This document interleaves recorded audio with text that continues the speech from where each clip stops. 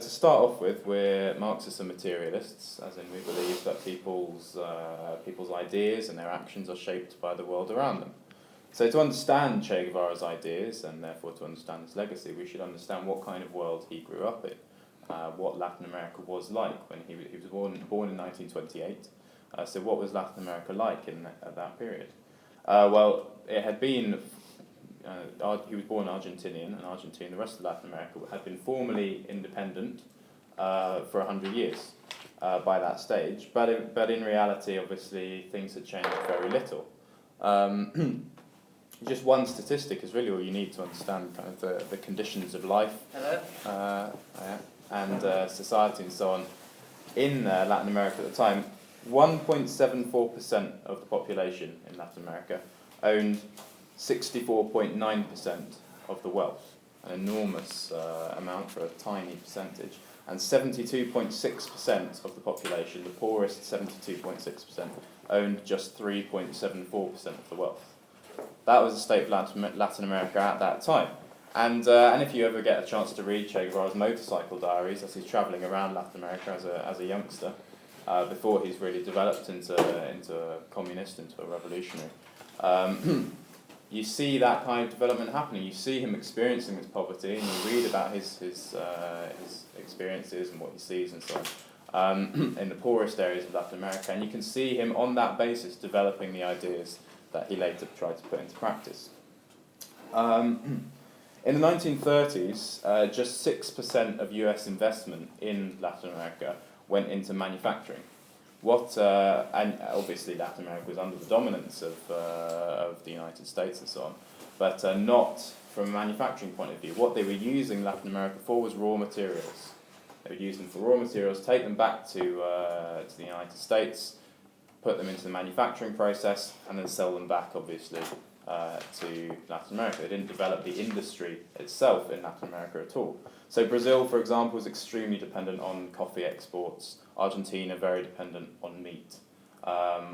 Mexico had pretty much no industry whatsoever in this period. So it was very much dependent on trade with the United States to export its raw materials and buy back manufactured goods. And obviously this led to a very unequal trade balance and forced these Latin American countries into complete dependence on the United States. They had no real dependence, no real independence of their own.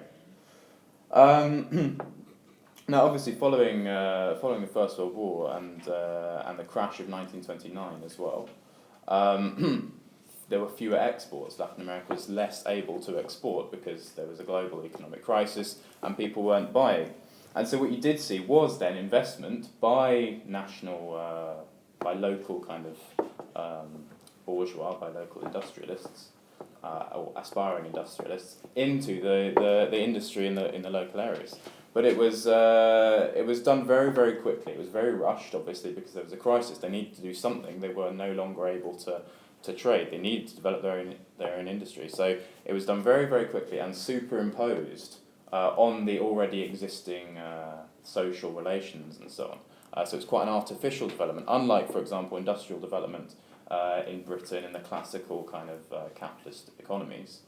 Industrial development in Latin America in this period was very forced. It was almost kind of unnatural. Proved by the fact that it was actually very heavily protected by the state. It was massive protectionism. The state stepped in and guarded these aspiring industrialists and so on with various measures, economic and social. And so what you had actually was not a powerful bourgeois class. This wasn't a powerful class of industrialists who took control in their own country and so on. It was very weak, very underdeveloped, malnourished kind of bourgeoisie, industrial class. And so they were unable to challenge the old system, the old kind of system of land distribution and so on. Unlike, for example, in the French Revolution, when the industrialists were the bourgeoisie were more of a powerful class. They had a social base. They were able to challenge and defeat the old social system of feudalism and so on. That was not possible in Latin America, precisely because the industrial class grew up in this way, in this kind of anemic. It was a very anemic class. And so the result was that even with this development of industry, there was still reliance on foreign imports of machinery, still reliance on basically on the United States. They were still entirely dependent on the United States. And this leads us to a general point, or a theory actually, that Leon Trotsky developed. It's the theory of the permanent revolution. And this is very important in relation to Latin America at this particular time, and in terms of the development of Che Guevara's own politics, and his kind of legacy and what we can take from what he stood for. The theory of the permanent revolution applies specifically to backward economic countries, so underdeveloped economic countries, not the kind of classical bourgeois economies like Britain and France and so on, which developed out of capitalism, developed out of feudalism. It was nice and strong. You had your bourgeois revolutions where you established democratic rights, and then you have the kind of classical Marxist view of how a socialist revolution will take place after that. But obviously, in places like Latin America, for the reasons that we've just described, or that I've just described, the national bourgeoisie is not strong enough to carry out its own revolution. It is entirely dependent on foreign imperialism. It's entirely dependent on foreign capitalists, the foreign bourgeois. And so it's not strong enough to carry out a revolution of its own. It's not able to establish national independence and so on, because it's entirely linked to the foreign imperialists. And so, and Trotsky explains this in his theory of the permanent revolution. And he points out that then the tasks of that bourgeois revolution, the basic democratic tasks of breaking up the land and redistributing land to the peasantry and all these kind of tasks, can only be achieved, the kind of classical bourgeois tasks can actually only be achieved by the workers, by the proletariat in these countries. But obviously if the proletariat are achieving these tasks, the only way that they can actually really take power and make sure that these tasks are properly achieved is by going all the way to a socialist revolution, by having a workers' revolution, going right the way through the tasks of the bourgeois revolution, all the way through to a socialist revolution, a permanent revolution in that sense. And that's what the theory of the permanent revolution means, and that's what it talks about. And obviously the other aspect to this theory of the permanent revolution is internationalism. Precisely because the dominance of these countries is an international dominance. You cannot have a revolution that is just in one country when you're having this kind of permanent revolution in the backward country. The international element, I think, is perhaps even more obviously necessary. And when Trotsky came out with this theory, I mean, he first was formulating it in about 1905, so very early on, and it was proved, actually, in the experience of Russia in 1917. Because what happened in 1917? Well, in February, they overthrew the Tsar, they overthrew the old feudal system and installed a provisional government. A government that refused to break with capitalism, but was held up as the government that was going to solve all the problems of the people. We got rid of the Tsar, it's okay, everything's going to be better now. But it wasn't. Nothing changed. And Russia didn't pull out of the war, living conditions were still appalling for the vast majority of people. And sure enough then, by October of the same year, there was a proletarian revolution that removed the provisional government and established a government of Soviets, a workers' government. That was the permanent revolution in action, in practice, and Trotsky's theory perfectly predicted these events. And so, I mean, bringing it back to Latin American Che Guevara, in early on, kind of in Che's experiences, before he got to Mexico, before he met Castro and so on, he was in Guatemala. He already had, by this time, a certain revolutionary consciousness. He wrote something along the lines of, in his diary, he wrote, "Now I'm in Guatemala to learn the last few bits of being a revolutionary that I need to learn in order to really get to grips with it." And what was going on in Guatemala at the time was a kind of left reformist government, a government that was protecting, if you like, the national industries that had been building up on the basis of these local industrialists, aspiring industrialists trying to invest and so on. You had this in a number of countries around Latin America at the time, these kind of governments that were trying to protect their industries from foreign imperial industries and so And this government was basically in a battle with the United Fruit Company, notorious obviously for being a U.S. imperialist company that dominated it completely dominated whole countries in Latin America, used them entirely for profits for themselves and for the benefit of the United States. And Arbenz, this nationalist president, this nationalist government, was trying to fight against the United Fruit Company with these kind of reformist measures.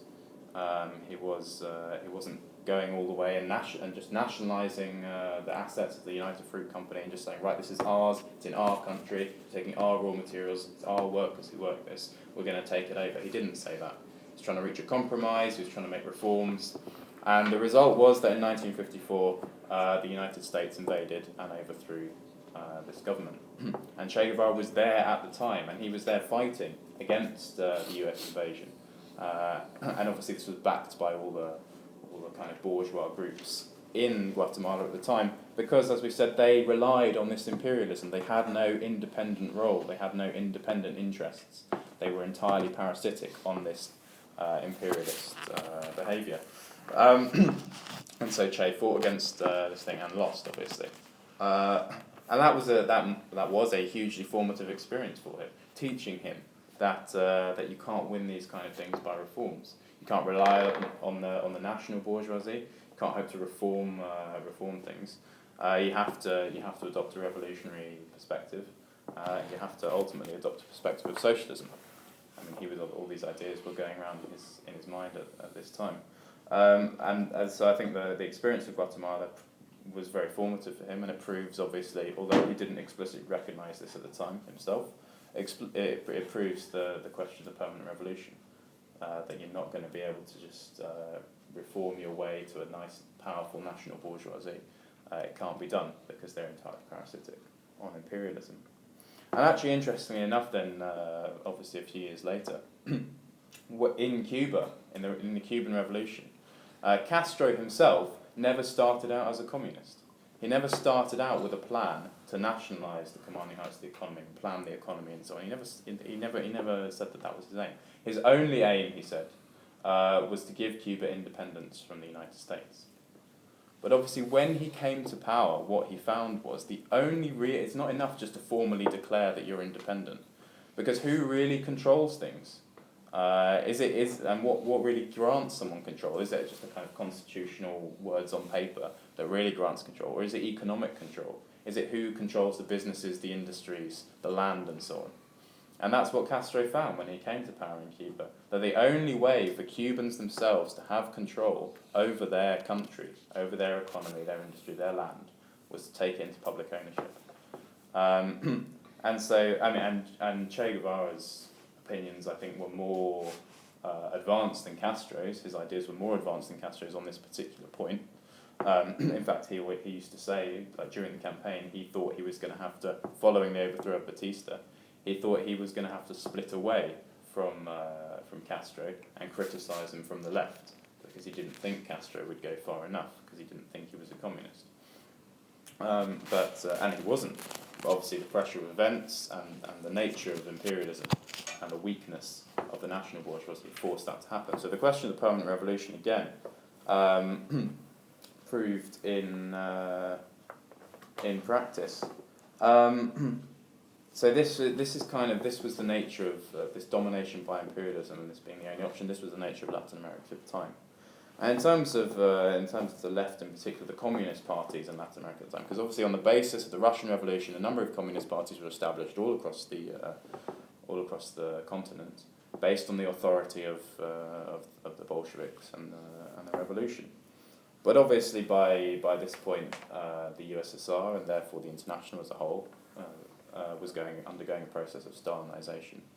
And Stalin obviously had an interest in there not being successful proletarian revolutions elsewhere in the world, because if there's a genuine successful proletarian revolution that establishes a healthy worker state, unlike what existed under Stalin, which was obviously a bureaucratic situation, that could serve to reinvigorate the masses in Russia, to sweep aside their bureaucracy and establish a healthy, genuine workers' democracy, And Stalin couldn't have that, the bureaucracy couldn't have that. And so the result was the most appalling compromising by the communist parties with what they termed the progressive bourgeoisie. Now, I've spent a lot of time already talking about the nature of the bourgeoisie in these particular countries. They are entirely linked to the imperialists. There is no way they can possibly be progressive. And yet the communist parties constantly searched for, and if they couldn't find even any hints of anything, they would just invent the progressive bourgeoisie in these places. So actually, in Cuba, the Cuban Communist Party had 2 ministers in alliance with Batista, with the dictator who was overthrown. He was the U.S. government's puppet, the dictator who was overthrown by Castro and Guevara, on the basis that he must be a progressive bourgeois because he was against the Nazis. Well, I mean, that says very little. You know, Churchill fought against the Nazis, but he was one of the most reactionary bourgeois types you can imagine. I mean, it's really an appalling position for so-called communists to take. And this Cuban Communist Party, in fact, criticised Castro and Guevara as middle-class petty bourgeois adventurers, they said, who aren't revolutionary at all.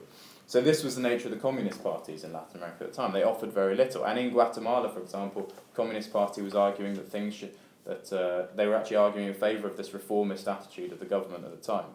They were counselling against taking into public ownership the assets of the United Fruit Company and so on. They were saying, no, you've got to keep within the limits of capitalism, that's the only way these things are going to work, blah, blah, blah, all the rest of it. And then, of course, the US invade and overthrow the government. So I mean, this was the nature of the communism, and obviously Che reacted against that. I'll just read you a very interesting quotation, because obviously he, although he never explicitly said that he was a Trotskyist or anything like this, a lot of the things he said were clearly a result of him having read some of Trotsky's ideas, come across them, and also his experience of these communist parties, of seeing this kind of attitude of compromise with the bourgeoisie.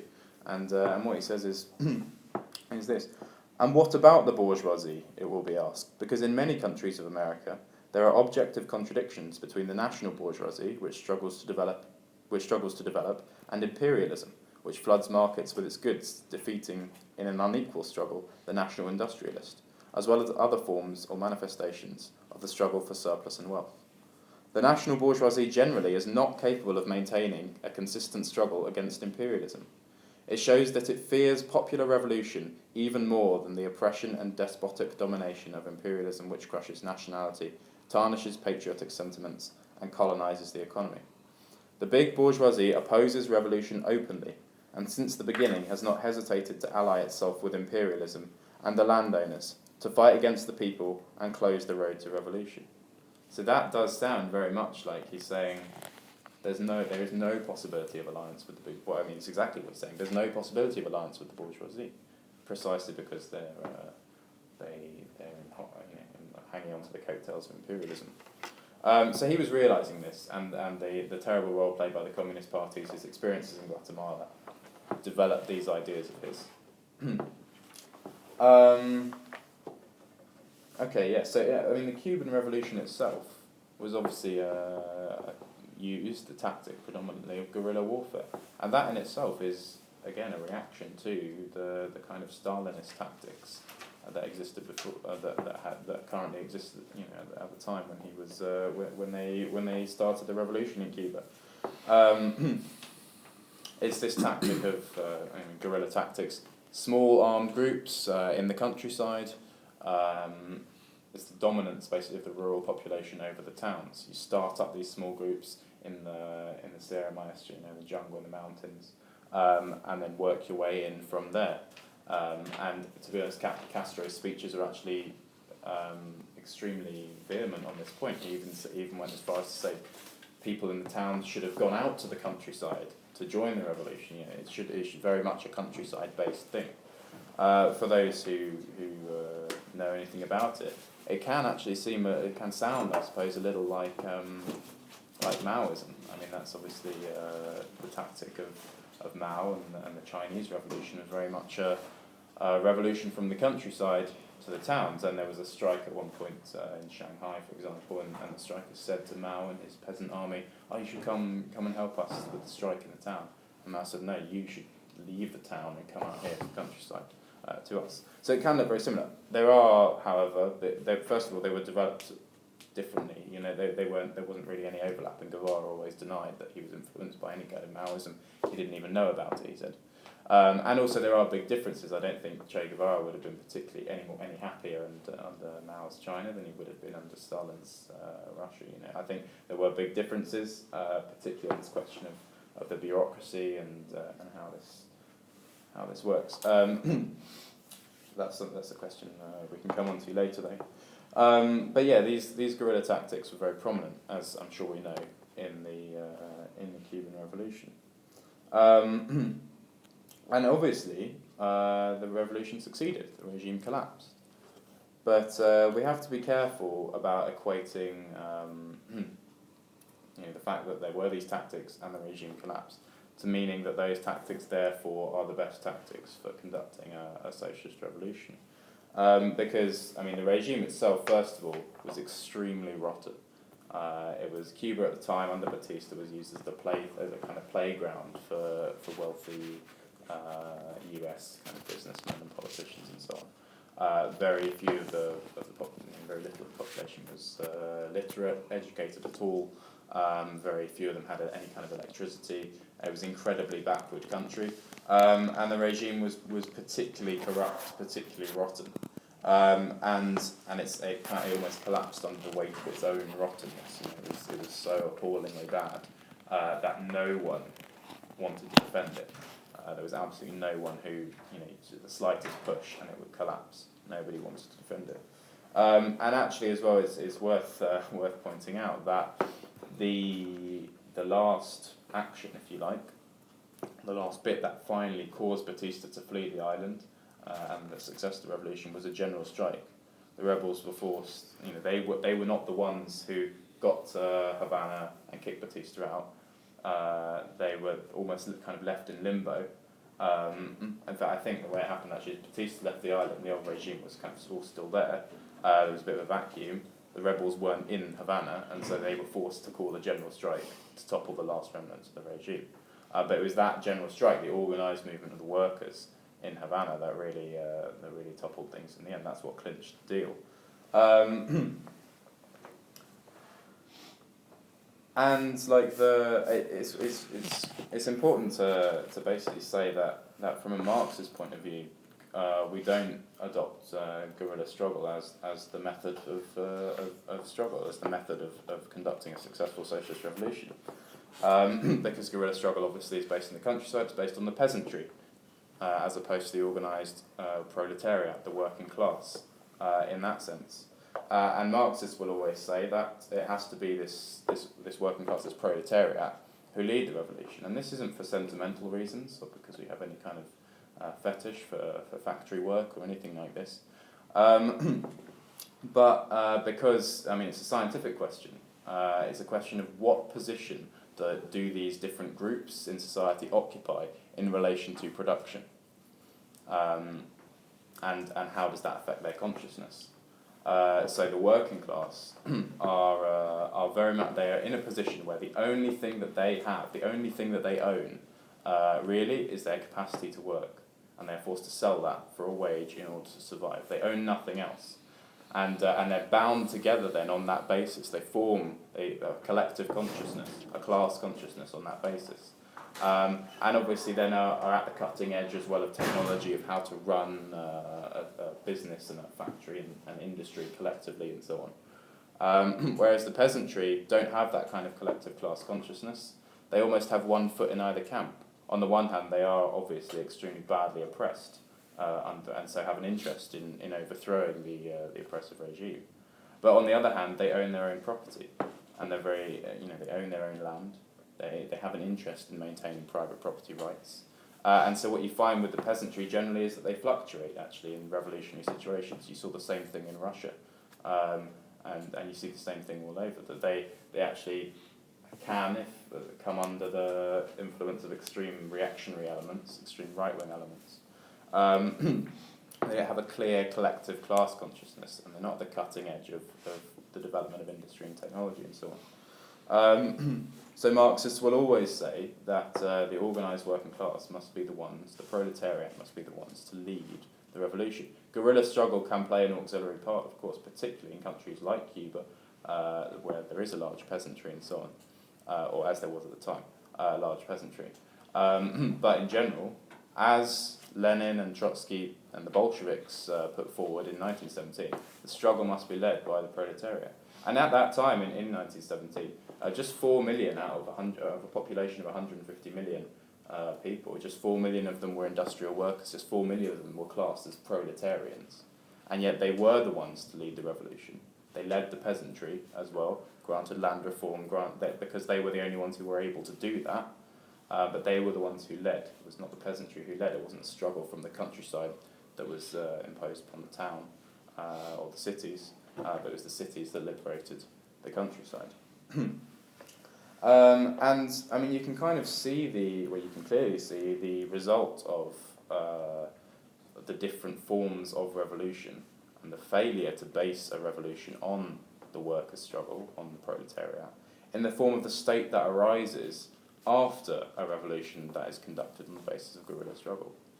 For those who were here last week, we talked about the Marxist theory of the state, and crucially, that Marxists recognise that you cannot simply take over the existing state machinery and wield it for your own purposes. You need to smash the existing state machinery and replace it with a workers' state, a state based on real workers' democracy. It took the form of Soviets in Russia, but workers' councils, where workers control their workplaces, they control the businesses, the factories and so on, and they take democratic decisions about production, they plan on a local but also a national scale, and those are the organs of state power.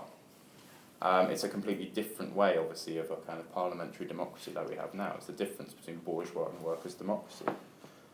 That's really what is required for a healthy democratic workers' state. But that can clearly only happen if you have a movement of workers in the towns who control production and industry and the economy and so on.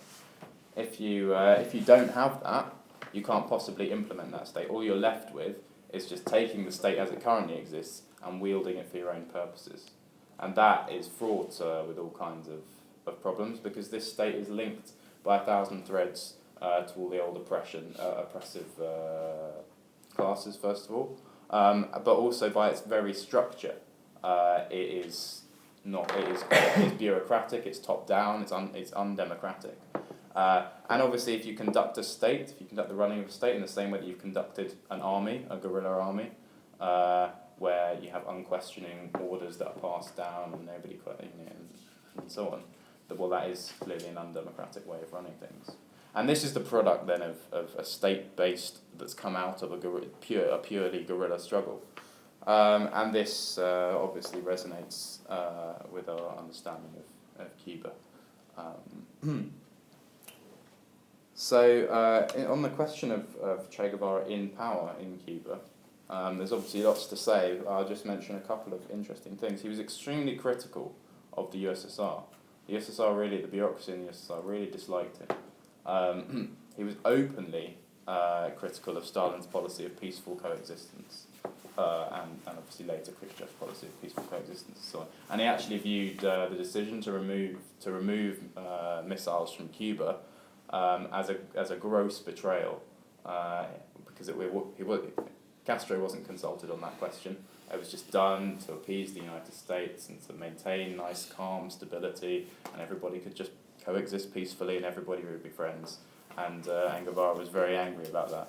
Saw it as a betrayal of the workers across the world. He called, for example, for 100 Vietnams. He was very supportive of the struggle against the United States, and that horrified Moscow. That horrified the USSR, because they wanted lots of stability where they could just exist, socialism in one country. They could just be nice and stable, and let the capitalists get on with their situation. And they wanted a quiet life, the bureaucracy, and Guevara didn't want them to have that. He wanted world socialist revolution. And and while he was in power as well, he obviously came into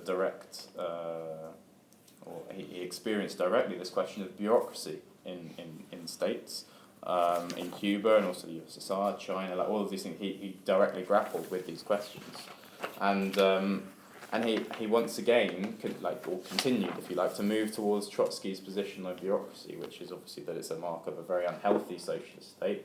You have this bureaucracy that dictates top down, needs to be swept aside where it does exist and replaced with genuine workers' democracy, and otherwise you're just kind of left with something that isn't quite socialism. Yeah, it might be a planned economy, but planned from the top down. It's a real caricature of socialism. And Guevara says this. The bourgeoisies have lost all their capacity to oppose imperialism if they ever had it, and they have become the last card in the pack. There are no other alternatives, either a socialist revolution or a caricature of a revolution, which, for anybody who has read, and if you haven't, I encourage you to read Trotsky. That could directly have come out of one of Trotsky's works.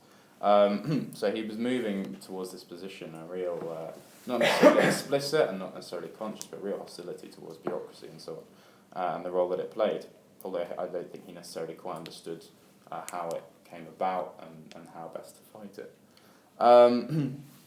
He also, and this was proved very much by his time in power, limited as it was very much an internationalist. He renounced his ministerial positions in Cuba. He renounced his Cuban citizenship even to leave and go and conduct guerrilla campaigns elsewhere. This obviously was a big failing of his, in the sense that he thought, because he made the mistake of thinking, because of the particular concatenation of circumstances in Cuba, where guerrilla struggle had led to the downfall of Batista, and something resembling a communist regime had been implemented.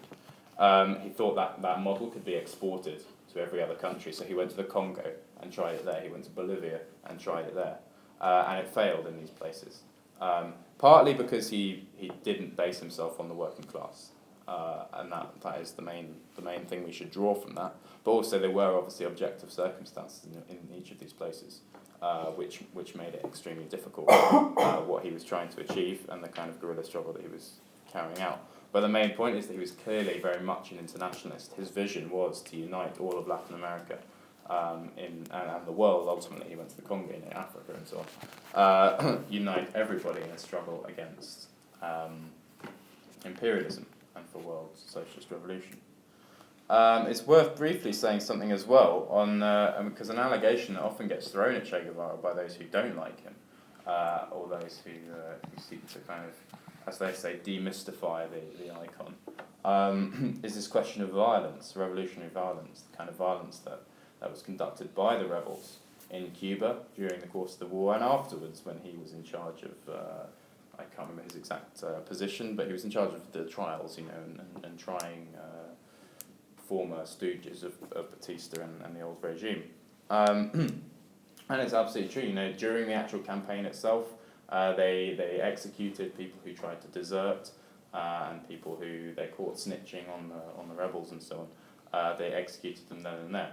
And it's true that Che Guevara sentenced a huge number of people to, I don't know, a huge number, a number of people to death after the revolution was successful.